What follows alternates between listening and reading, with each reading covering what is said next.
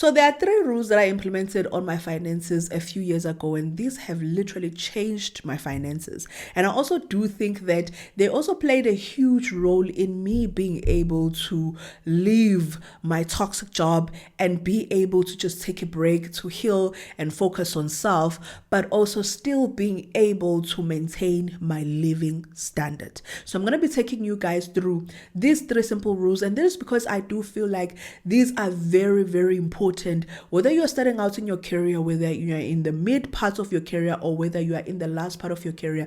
These 3 steps or these simple rules are going to basically transform your finances and allow you to have some breathing room, allow you to have financial peace and financial freedom, or even financial independence. But once you have this on a lock, it will play a crucial role in your finances. So in this video, we're going to be looking at those 3 simple rules. But firstly, let me introduce myself. Who is this? This is Uchenifang Ngumalo. I'm a content creator as well as a businesswoman. I'm currently self-employed and I create content on personal finances, career, as well as lifestyle. So if any of those tickle your fancy and it's something that you are really interested on and you enjoy, please make sure that you click that red subscribe button on the bottom, and also don't forget to smash that like button, because it does indicate to YouTube that you enjoy my videos. Thus, they push it to more people to see. So let us get into it. What is the first rule that I live by, or basically implemented a few years ago, and that I still live by even today? And that is, the first one is living within my means, you guys. I know that a lot of people can take this for granted and think that, oh, for me, that is not important. But when you are able to live within your means, it has a tremendous effect on your finances. Why? Because when you are able to live within your means, first, you are able to have some breathing room in your finances and your budget. Secondly, you are able to save, which is also just as important. And then thirdly, you are also able to invest when now you are looking at your future. But when you are living above your means, it becomes difficult for you to save and invest. And you start feeling like you are confined and you can't breathe, even when you know that you work hard and you earn a lot of money. That's why you find that people will, as they grow in their careers and they get paid more, you find that their finances do not change. They do not improve. Rather, they get worse and worse. Because why? Every time you get the promotion, every time you get that new job that pays you well, first thing you think about is just upgrading your lifestyle. Yes, you can inflate your lifestyle, but it must not be above your means. And when we say above your means, I'm not saying that you are getting paid 40,000 this month, or basically you're getting paid. Let's just come back to the ground level. Let's say, for instance, you are getting paid 20,000. Now you are getting paid 30,000. Now, I'm not meaning to say that by you inflating your lifestyle, it is okay to just say from 20,000, being able to live on 20,000, when you are now living off 30,000 and it's all gone. What I'm saying is, in that 30,000, right, you want to first increase your savings, increase your investments. That's the first thing. You are first going to increase your investments, you're going to increase your savings. And then you can then look at what is it that I can get for myself. So maybe those things, you might find that they will increase your lifestyle a bit, inflate your lifestyle a bit. But you want to make sure that as you are growing in your career, as you are growing in your income, the first thing that you do first is to inflate your savings and your investments. If you do this every time you get a promotion, you will be far ahead than most people when it comes to their finances. So the thing that I did was I started living within my means. I dealt with the debts that were just costing me a lot. And then because of that, I was then able to save and also invest. And this meant that I was living within my means, because what was coming in was not what was going out completely. Like, I was still able to keep a certain percentage of my income. Actually, I was able to keep more than 30% of my income from what was coming in. So that's what you want to get to a point whereby you are able to keep at least 20% of your income, and then you can spend the rest. So me living within my means honestly transformed my finances, you guys. It gave me options, it gave me a voice, it gave me breathing room. It also really did play a role in me getting to a point whereby I found myself in a toxic job, and I was able to leave that toxic job without having to worry about how am I going to leave in the months while I'm still trying to figure out the next plan. And then a second one is I learned to give every cent a job. Now, what does this mean? This is basically the basics of budgeting. When you have an income coming in, you need to be able to give that money a job. So each and every 100 rands, 50 rands that comes in, you need to give it a job. And when you do this, this allows you to get a full view of how are your finances looking like. What is it that you have committed on, and what is it that you will be able to cover?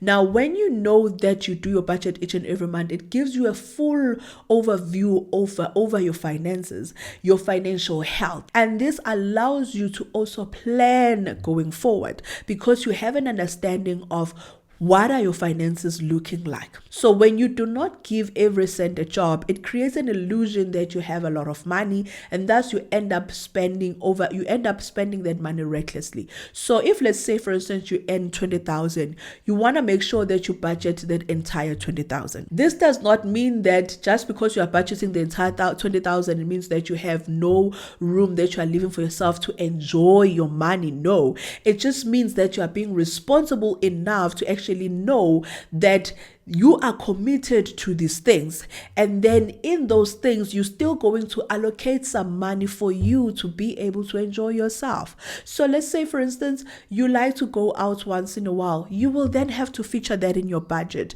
So it will have to be maybe 1,000 or 2,000 that you're allocating in your budget. But the whole point here is to say you are not going to get paid 20,000 and then budget to all of the commitments that you have, and then now that you see 5,000 that is left, then you go out and you splurge on that without a plan. We're not going to do that. We are too grown up for that, right? We are too smart for that. You're not going to do that because that is not going to get you anywhere financially. And that's where you end up finding people living above their means, because a person will budget and then say, oh, I've got 5,000 that is disposable. And then they don't budget for that 5,000. And then they go and buy a car that takes that entire 5,000, or they go and commit themselves into something that takes the whole entire 5,000 each and every month. All of a sudden you move from having 5,000 which was disposable income, and now you no longer have that 5,000 which was a disposable income, and now you start not being able to breathe, and you start breathing through the wound. Why? Because you have created that wound. You have not actually set up a plan, or basically looked at your whole financial status and actually looked at your whole income and say, what is it that I need to spend on? So what we do here, what I'm basically saying is you allocate a job for each and every cent. So you get paid 20,000, you're going to budget the entire 20,000. So if, let's say, after all your essentials and all the things that are really important to you, you are left with 5,000. Now take time to ask yourself, in this 5,000, what are things that I would need to do to set myself up while also still being able to enjoy myself? So let's say, for instance, you don't have savings. So each and every month, then you will say, okay, this month from this 5,000, I'm going to put 2,000 towards my savings. I'm going to then take 1,000, I'm going to allocate that towards eating out, and then I'm going to take 1,000, I'm going to allocate it towards buying myself clothes. I'm going to take 1,000, I'm going to allocate it towards something else. But you want to make sure that that 5,000 that is left disposable, it is also given a job. So just because in your budget, every month on your budget, you are left with 10,000, 5,000 that is disposable, and now you feel like, oh yeah, you're working on the clouds, this is just free money. It's not free money. If it's not allocated, it's going to be wasted money. So allocate a job for each and every cent that you get. So that's the second rule that I implemented for me that has really, really helped me. Budgeting, giving every cent a job. And then the last one is, just because other people are doing it or it looks cool doesn't mean that I need to do it. Just because it is something that is trending on social media doesn't mean that I need to do it. Doesn't mean that I need to get it. Just because people are inflating their lifestyle doesn't mean that I need to do it. So I'm going to bring this down even further. Let's say, for instance, right now, there's maybe it's very popular that you need to be buying maybe this next car, or maybe this is the next car that is in right now. Just because people are really talking about it and it's something that looks really cool does not mean I need to buy it. Just because there's a certain brand or certain sneaker or certain thing that is like in and everyone is buying it, it doesn't mean that I need to buy it. There's a rule that I honestly implemented a few years ago, and it's also been helping me a lot, because that also helped me to avoid FOMO, fear of missing out unnecessarily. Especially when it comes to finances, I don't care. You can do your own thing, buy your own thing. Just because you're buying a new car doesn't mean that I have to go buy a car. Just because I'm working and now that I get paid this much does not mean that I need to go and buy this car. Does not mean that I need to go and buy this house. Does not mean that I need to go and buy all of these things. Just because people are really loving smacks in their kitchen and it looks really good, it looks pretty, doesn't mean that I have to go and buy it. Can I afford it? Nah.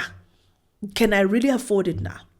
And if I can afford it, do I need it? Nah.